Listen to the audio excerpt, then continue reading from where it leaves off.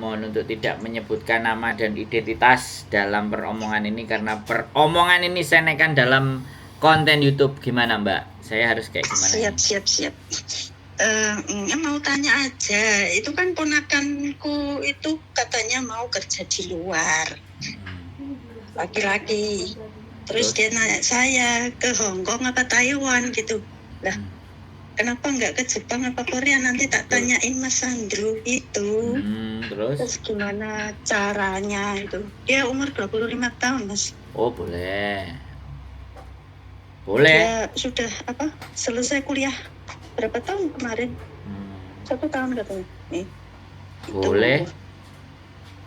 Dan minta sarannya gimana dan harus kemana gitu. Oke, jadi gini. Sudah apa belum? Itu aja tanyanya. Sudah. Iya. Jadi gini Mbak, kalau saya rekomendasi baru ada 2 aja kalau mau ke Jepang. Yang satu di Malang, yang satu di Bandung. Nah, kalau di Bandung ini sistemnya les, terus dia ngekos sendiri. Oh gitu. Nah, aku nggak tahu juga karena masuknya LPK ini biasanya kloteran. Jadi karena kan mereka didasarkan atas ujian JLPT namanya. JLPT itu Japanese Language Proficiency, pokoknya dalam bahasa Indonesia itu tes kemahiran dalam bahasa Jepang. Nah, gitu aja. Bahasa Inggris kan kangelan. Tes kemahiran bahasa Jepang. Nah, tes kemahiran bahasa Jepang ini kan untuk dipersiapkan kan biasanya kan cuma les bahasa aja. Tapi kalau ke LPK itu sekalian diajari adat atau bagaimana tata cara nanti kalau bekerjanya di Jepang itu kayak apa. Itu di LPK.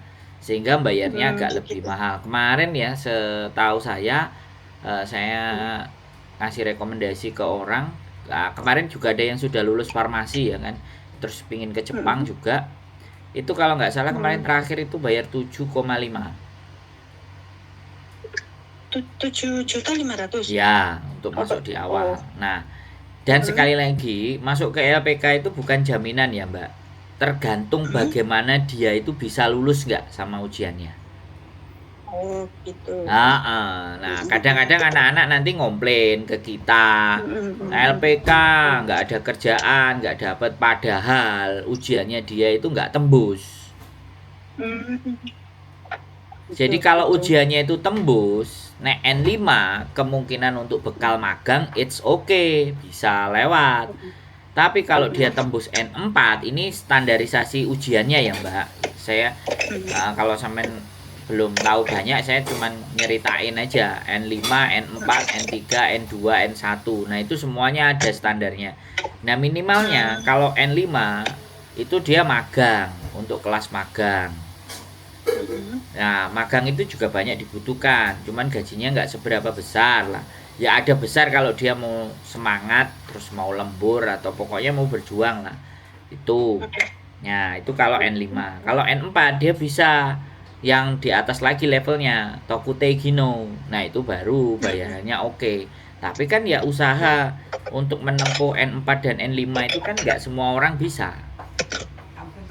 Walaupun kita sudah belajar kan tergantung kemampuannya dia, keseriusannya dia, keyakinannya dia. Jadi nanti takutnya adalah ketika sudah membayar, ujiannya nggak lolos, yang disalahkan LPK-nya. Kan banyak yang kayak gitu Mbak. Oh iya. Yang nggak mampu otaknya, yang disalahkan LPK-nya. Iya. Rakyat plus 26 ini kan paling gampang nyalain orang. Nah itu. Lah, sampean kan dia ngerti dong. Di kontenku itu berapa banyak yang maido agent, nyalah no agentnya gak ngewangi, gak nulungi, padahal dirinya sendiri yang gak mau berjuang kan gimana coba kan. Itu kalau ke Jepang saya bisa kasih rekomendasinya, nggak ada masalah, nanti saya kasih. PK-nya di Malang kalau sampean mau, tapi kan dasar-dasarnya itu harus saya jelaskan ke sampean dulu ya kan. Iya. Biar sampean juga tahu, sampean bisa ngomongnya sama dia kan kayak gitu. Nanti kan saya kasih nomor teleponnya sampean ke Mbak Yuko. Ya, suruh nonton channel YouTube saya aja. Channel YouTube saya kan Sandro Jabrik yang ada di Jepang, biar dia itu tahu dulu sebelum nanya. Biar mempelajari ya. Nah, kalau dia sudah tahu nanya, terus misalnya ada yang tidak jelas atau semuanya, baru boleh ditanya. Jadi biar omong-omongan sama saya dia sudah ada bekal. Nah, dia omong-omongannya belum ada bekal, aku cerita lagi kayak sampean gini lagi, balenin ping 2 lagi, ping 3 lagi. Nguntuk aku kan. Kurang ngombe kopi pisan kan gitu tuh. Lasman. Iya, mari ngombe obat ndak boleh minum kopi soalnya. Minum kopinya nanti siang. Lagi msifu ya? Enggak. Bukan msifu, Mbak, kan saya ada sakit. Yang sakitnya harus minum obat. Iya. Begitu. Ya, kalau begitu kan nanti biar anaknya tak kasih tahu, biar lihat untuk sampean. Nah, terus bagaimana dia, biar dia berpikir dulu sebelum terjun, itulah. Betul. Sing enak itu kayak gitu. Jadi penjelasan saya bisa dia terima gak gitu loh. Bisa. Jadi sebelum bertanya lebih banyak kan tahu dulu kontennya kan enak. Boleh, ada masalah. Saya sepakat. Iya kan. Mbak Yune juga di Hong Kong apa di Indonesia? Di Indonesia. Oh, kok sampean sing getol nyariin ke Jepang? Wong sampean bule. Kan kalau ada apa anak-anaknya itu mau kerja apa itu tanyanya ke saya. Masalah kita saudara tinggal saya dan kakak perempuan aku itu gitu loh.